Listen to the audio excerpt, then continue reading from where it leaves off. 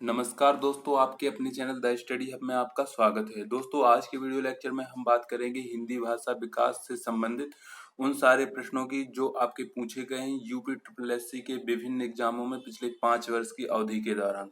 तो दोस्तों, आज के वीडियो लेक्चर में हम चर्चा करने वाले हैं वीडियो लेखपाल, चकबंदी लेखपाल और भी अन्य सारे एग्जाम जो यूपी ट्रिपल एससी के अंतर्गत आयोजित कराए जाते हैं उत्तर प्रदेश में। तो दोस्तों, आपसे आग्रह करेंगे कि अगर आप चैनल पर नए हो तो चैनल को सब्सक्राइब कर लीजिए और अपने दोस्तों के मध्य भी शेयर कर दीजिए तथा वीडियो को भी लाइक कर दीजिए, क्योंकि आप बाद में फिर भूल जाएंगे। आइए दोस्तों, हम सीधे चलते हैं क्वेश्चनों की तरफ। ये रहा आपका पहला महत्वपूर्ण प्रश्न और देखते हैं दोस्तों, इसमें पूछा गया है इनमें से कौन भक्तिकालीन कवि नहीं है। ऑप्शन आपके हैं बिहारी, सूरदास, कबीरदास और तुलसीदास। तो दोस्तों, यहाँ पर जो आपका सही जवाब होगा वो ए ऑप्शन होगा, क्योंकि जो बिहारी हैं दोस्तों वो भक्तिकाल से नहीं, वो रीतिकाल से संबंधित हैं। और बिहारी कवि जयपुर के जो राजा जय सिंह थे उनके दरबार में रहकर काव्य रचना किया करते थे। और इनकी दोस्तों बिहारी लाल जी ने एक बहुत ही महत्वपूर्ण कृति की रचना की है, एकमात्र कृति है इनके द्वारा जो रचित है, वो है बिहारी सतसई। और दोस्तों, बिहारी सतसई श्रृंगार रस की अत्यंत ही प्रसिद्ध और अनूठी कृति है।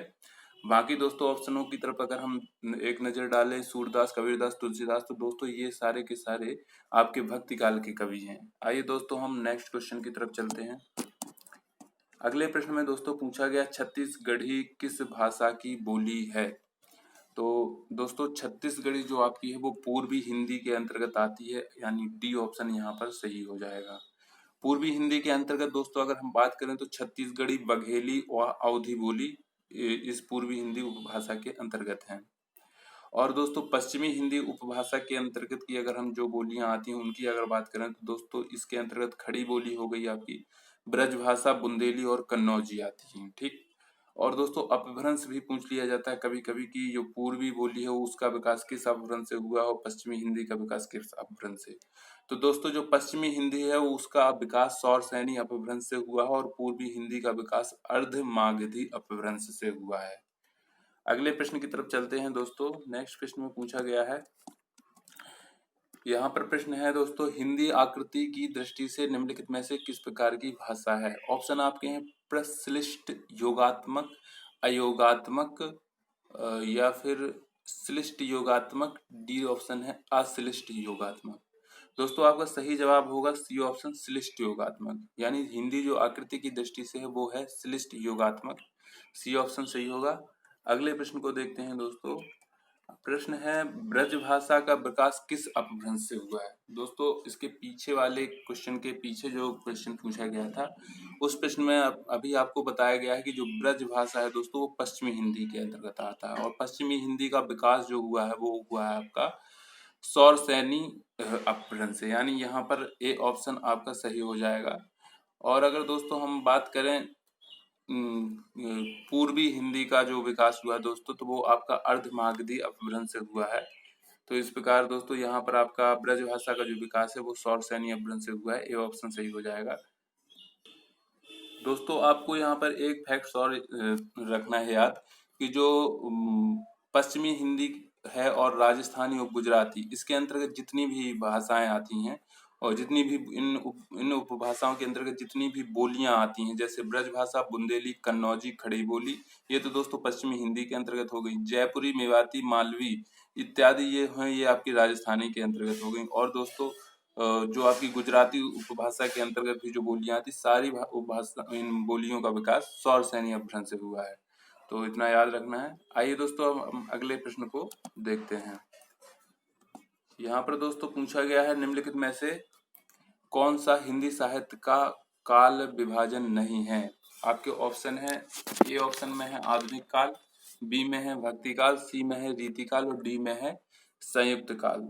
तो दोस्तों, ये डी ऑप्शन यहाँ पर आपका सही होगा। संयुक्त काल जो है वो हिंदी साहित्य का संयुक्त काल में विभाजन नहीं किया गया। ठीक।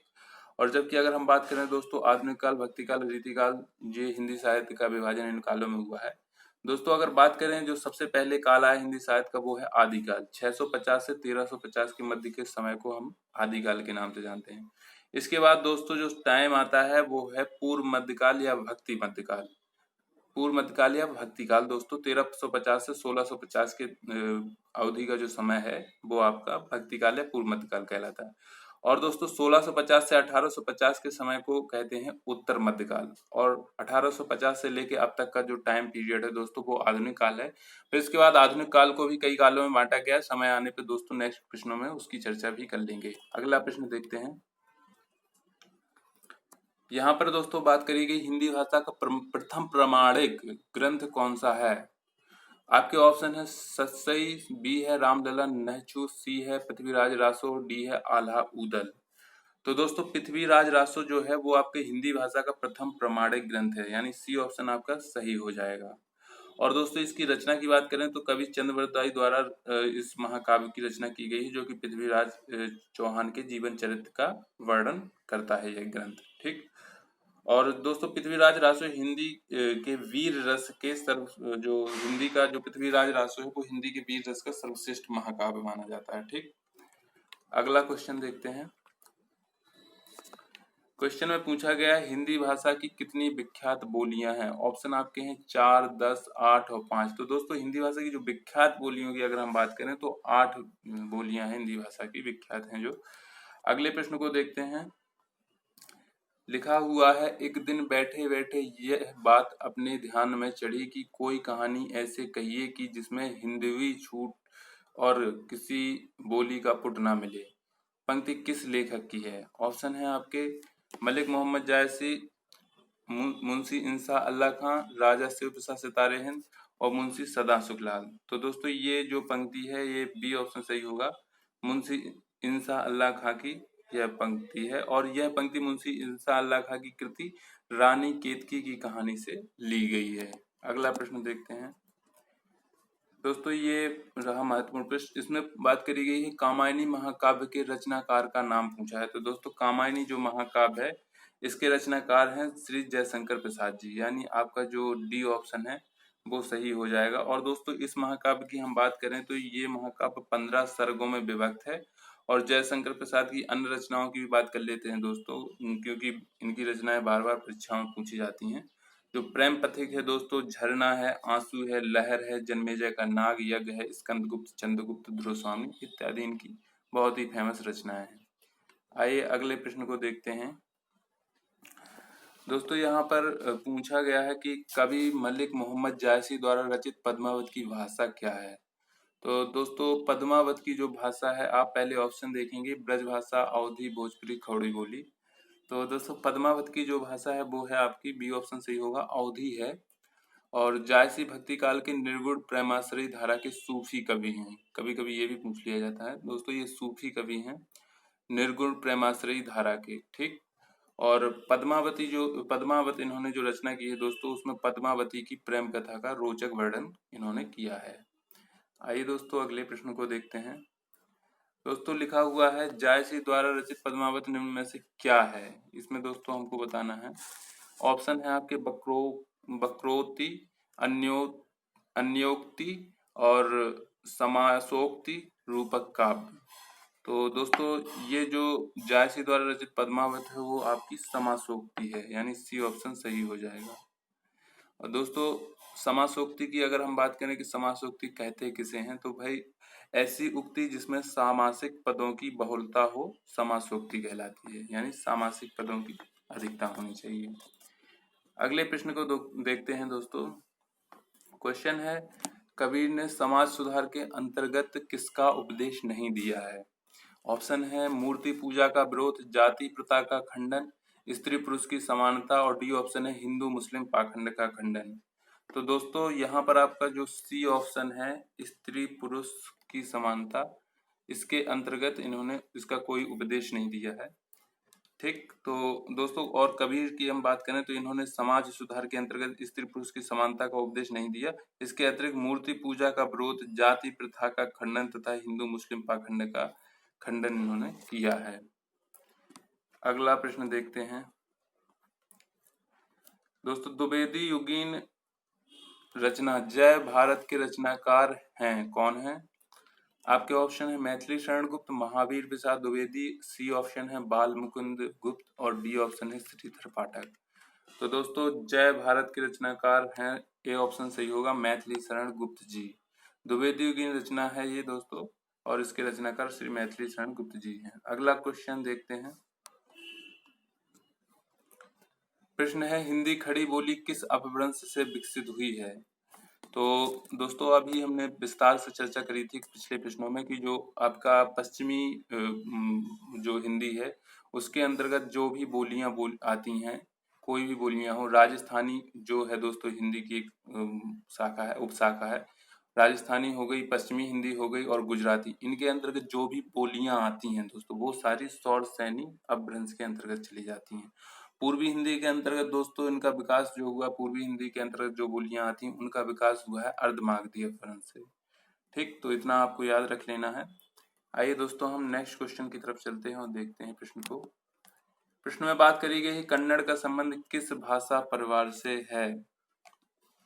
ऑप्शन है आर्य भाषा परिवार, द्रविड़ भाषा परिवार, देव भाषा परिवार या भारोपी भाषा परिवार।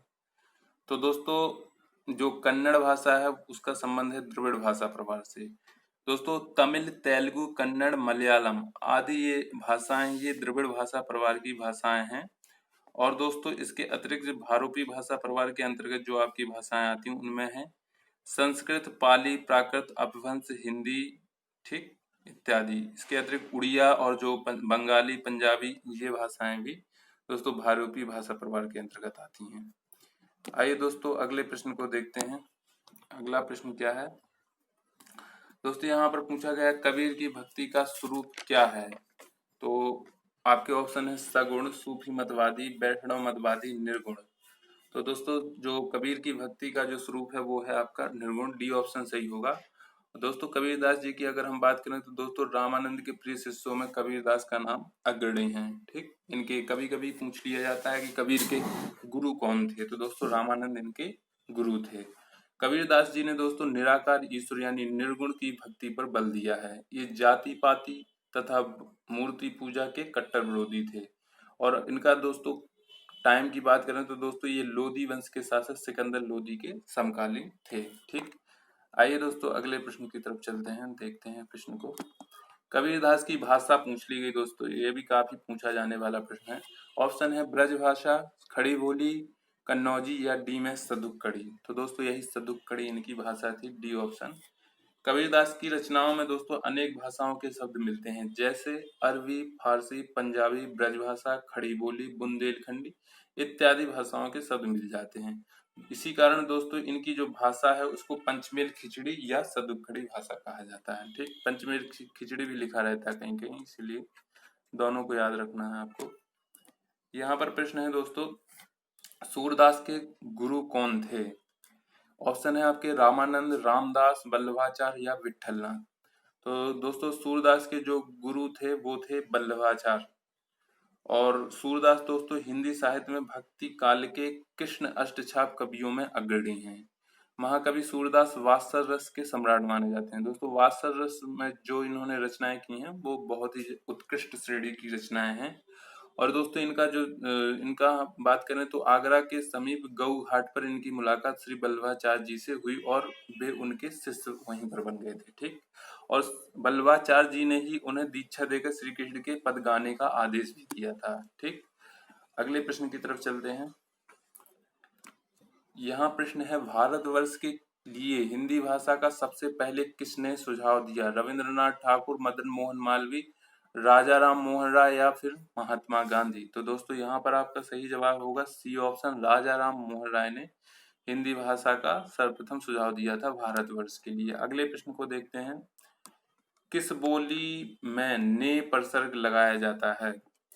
तो दोस्तों ऑप्शन है ब्रजभाषा, खड़ी बोली, राजस्थानी, अवधी। तो बी ऑप्शन सही हो जाएगा दोस्तों, खड़ी बोली में ने प्रसर्ग लगाया जाता है जैसे मैंने, तुमने, तूने इत्यादि। अवधी में अगर उसी बात को कहेंगे तो तोर, हमार, तो का, मोका इस तरह बोलते हैं। अगर राजस्थानी में दोस्तों अगर बोलेंगे उन्हीं बातों को तो बोलेंगे मारो, तारो इस तरह। तो दोस्तों जो ने प्रसर्ग आता है तूने, तुमने, मैंने, तूने इत्यादि ये आपका खड़ी बोली में आता है।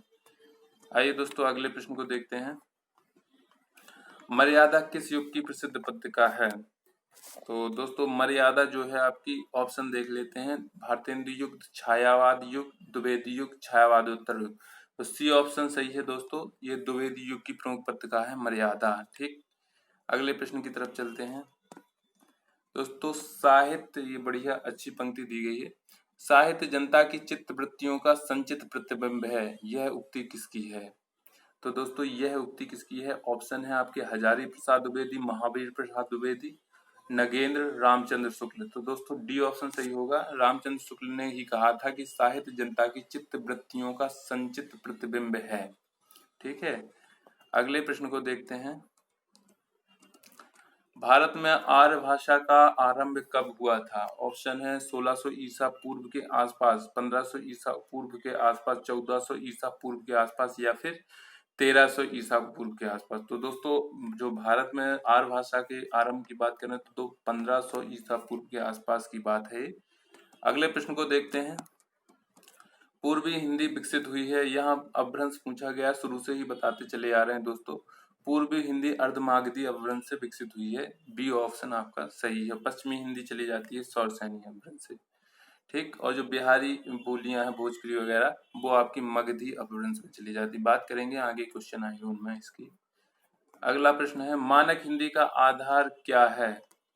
एक मिनट, हाँ यहाँ पूछा गया है मानक हिंदी का आधार क्या है। ऑप्शन है आपके खड़ी बोली, अपभ्रंश, पूर्वी हिंदी, या निष्ठा हिंदी। तो दोस्तों जो मानक हिंदी का आधार है वो है आपका खड़ी बोली, ये ऑप्शन आपका सही हो जाएगा। अगला क्वेश्चन देखते हैं। यहाँ पर निम्नलिखित में से कौन सा संयुक्त स्वर है? स्वर दिए गए हैं, आप देख सकते हैं। ऑप्शन ए में ए आई री दिया, बी में दिया है आ ए ओ दिया, और सी में दिया बड़ा आ आए आओ, डी में दिया है ए आई ओ आओ। तो दोस्तों डी ऑप्शन ही सही होगा, जो संयुक्त स्वर हैं ये चारों होते हैं। ए की बात करें तो दोस्तों छोटा और छोटी ई मिलकर ए का निर्माण करते हैं, और ओ की बात और आई की बात करें दोस्तों तो छोटा आ और ए मिलकर इसका निर्माण करते हैं। ओ की बात करें तो छोटा आ और ऊ मिलकर करते हैं। औ की बात करें तो छोटा आ और औ मिलकर करते हैं। ठीक, तो ये आपके संयुक्त स्वर होते हैं। आइए दोस्तों अगले प्रश्न को देखते हैं। हिंदी साहित्य में राम काव्य के मुख्य प्रेरणा स्रोत हैं, कौन हैं? आपके ऑप्शन है तुलसीदास, राघवानंद, स्वामी रामानंद, और या फिर नाभादास। तो दोस्तों हिंदी साहित्य में राम काव्य के प्रमुख प्रेरणा स्रोत हैं, उसमें आपका सी ऑप्शन सही होगा, स्वामी रामानंद। ठीक, आइए नेक्स्ट क्वेश्चन देखते हैं। निम्नलिखित में से किस मुसलमान कवि की रचना प्रेम चिनगारी है? ऑप्शन है शेख नबी, जायसी, नूर मोहम्मद, या फिर नजफ अली। तो दोस्तों जो प्रेम चिनगारी रचना है वो टी ऑप्शन सही होगा, नजफ अली जी द्वारा रचित है। अगला प्रश्न देखते हैं। आचार्य रामचंद्र शुक्ल का हिंदी साहित्य में किस विधा में प्रवेश हुआ है? तो ऑप्शन है आपके आलोचना, कविता, कहानी, उपन्यास। तो दोस्तों ये प्रसिद्ध आलोचक हैं श्री रामचंद्र शुक्ल, इनका आलोचना विधा में प्रवेश हुआ है, ए ऑप्शन सही होगा। अगला प्रश्न देखते हैं। प्रश्न है, स्वर्ग बनाया है जो मैंने, उसे न विकल बनाओ, अरे अप्सरे उस अतीत के नूतन गान सुनाओ। यह पंक्ति कामायनी के किस सर्ग से ली गई है? तो दोस्तों ऑप्शन आपके हैं कर्म सर्ग, श्रद्धा सर्ग, आनंद सर्ग, वियोग सर्ग। तो दोस्तों ये जो पंक्ति है, उपरोक्त पंक्ति है, ये आपकी कामायनी के कर्म सर्ग से ली गई है। और कामायनी के बारे में आपको पता ही होगा कि जयशंकर प्रसाद द्वारा रचना है, और ये छायावादी कवि थे जयशंकर प्रसाद। अगला प्रश्न देखते हैं दोस्तों। प्रश्न है, छायावाद को प्रतिबिंबवाद किसने कहा है? ऑप्शन है आपके नंद दुलारे वाजपेयी, रामचंद्र शुक्ल, राम विलास शर्मा, या फिर हजारी प्रसाद। दोस्तों जो राम विलास शर्मा जी हैं, सी ऑप्शन, इन्होंने ही कहा है छायावाद को प्रतिबिंबवाद। अगले प्रश्न को देखते हैं। रस सूत्र के, यहाँ पूछा गया है, रस सूत्र के जनक माने जाते हैं। ए ऑप्शन है भरत मुनि, बी है अभिनव गुप्त, सी है तुलसीदास, डी है भट्टनायक। तो दोस्तों रस के रूप सूत्र के जो जनक माने जाते हैं वो भरत मुनि हैं। विस्तार से दोस्तों रसों की चर्चा करी गई है, रस वाले आप वीडियो देख सकते हैं प्लेलिस्ट में जाकर, हिंदी की जो वीडियो है उसमें रस के बारे में डिटेल से बताया गया है। तो वहां पर भरत मुनि ने क्या योगदान दिया रसों के में, उन सब बातों की चर्चा करी गई है। तो यहाँ पर आपका ए ऑप्शन सही हो जाएगा। अगला प्रश्न देखते हैं। निम्नलिखित निबंध को निबंधकार के साथ मिलाना है। निबंध दिए गए हैं, मैच करना है कि ये निबंध किसने लिखा है। जैसे पहला दिया है पगडंडियों का जमाना, तो दोस्तों ये मैच हो जाएगा चौथे से। हरिशंकर प्रसाद जी का निबंध है, बहुत ही अच्छा। रसात्मक बोध के विविध रूप, ये लिखा है दोस्तों आचार्य रामचंद्र शुक्ल, ठीक। और मेरे राम का मुकुट भींज रहा है, मेरे राम का मुकुट भींग रहा है, ये आपका लिखा है विद्या निवास मिश्रा जी ने, ठीक, सीधे। और विवाह योग की अगर हम बात करें तो दोस्तों ये लिखा है गुलाब राय ने। इस प्रकार ये आपके मैच हो गए। अगला प्रश्न देखते हैं। निम्नलिखित में से कौन टा वर्ग में नहीं आता है। ऑप्शन है ठा, ढा, धा, याणा। तो दोस्तों धा नहीं आता है टा वर्ग में, बाकी तो ये टा वर्ग के ही लिखे हुए हैं। अगला प्रश्न देखते हैं।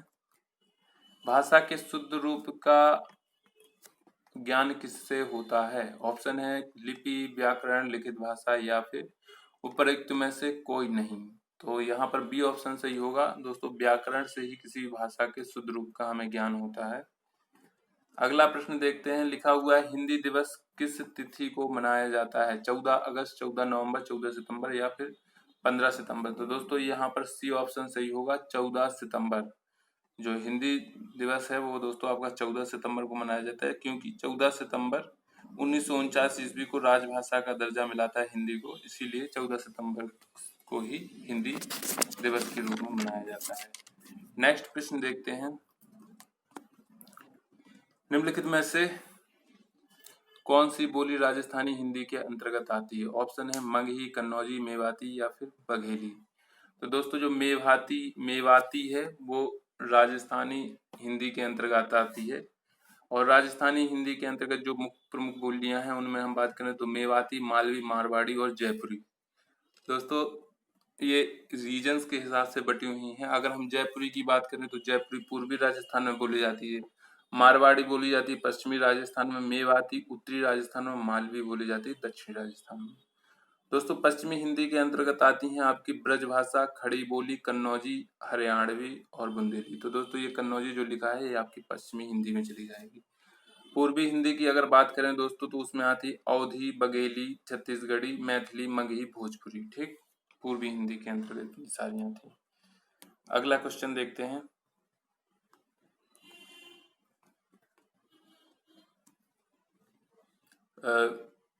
पुरस्कृत पुस्तक हवा में हस्ताक्षर किस साहित्यकार की रचना है। ऑप्शन है डॉक्टर कैलाश बाजपेयी, डॉक्टर रघुवंश, मृदुला गर्ग, निर्मल वर्मा। तो दोस्तों डॉक्टर कैलाश बाजपेयी की ये रचना है पुरस्कृत पुस्तक हवा में हस्ताक्षर। इसको पुरस्कार दिया गया था दोस्तों।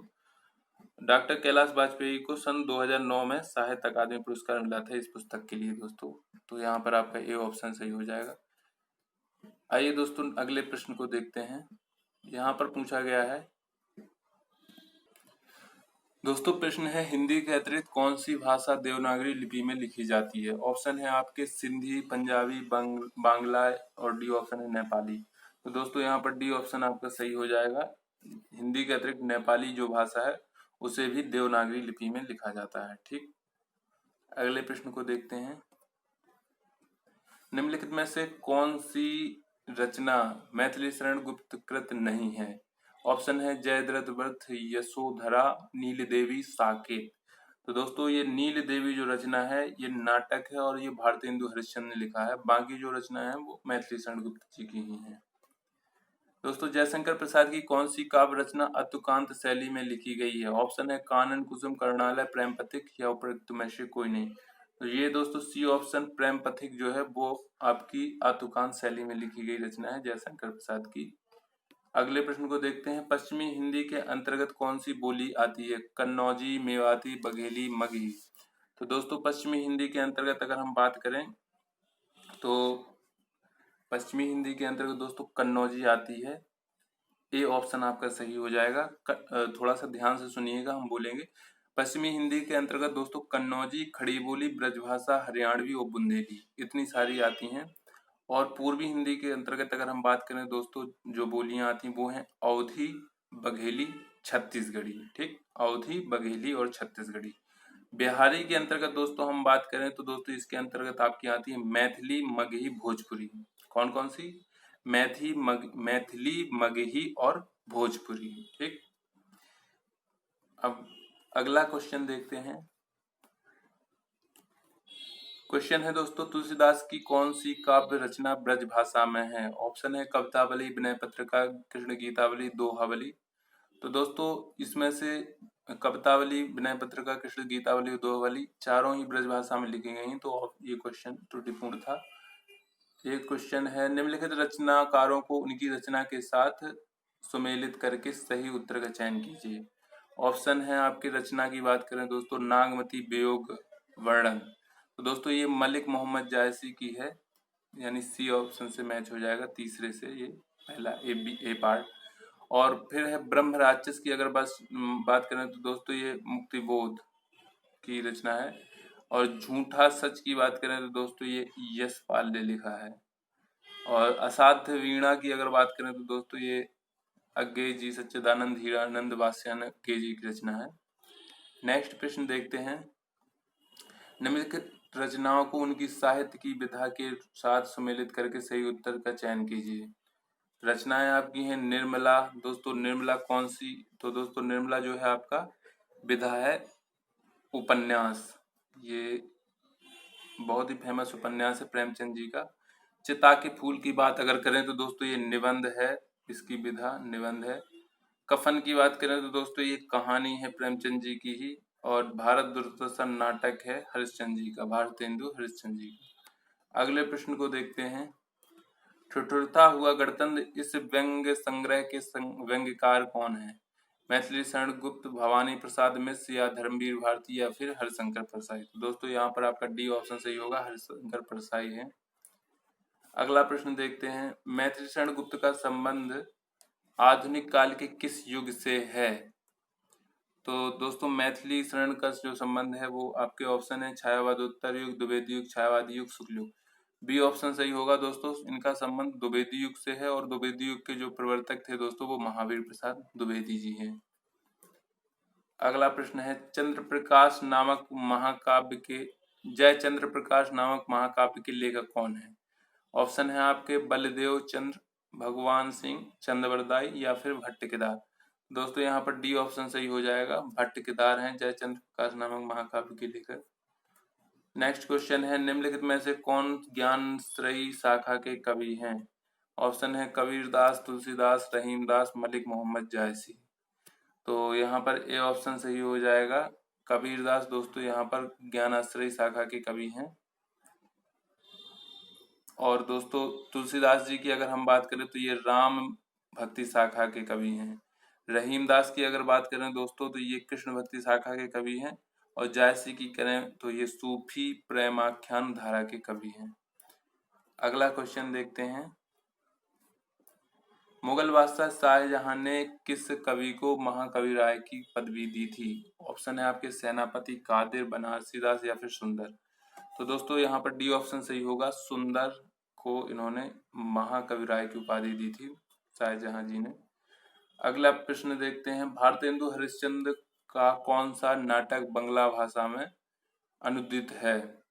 तो दोस्तों यहाँ पर ऑप्शन है आपके विद्या सुंदर, चंद्रावली, नई चाल में ढली, कवि वचन सुधा। तो दोस्तों ये विद्या सुंदर ए ऑप्शन जो है ये बांग्ला भाषा में अनुदित नाटक है भारतेंदु जी का। अगला प्रश्न देखते हैं दोस्तों,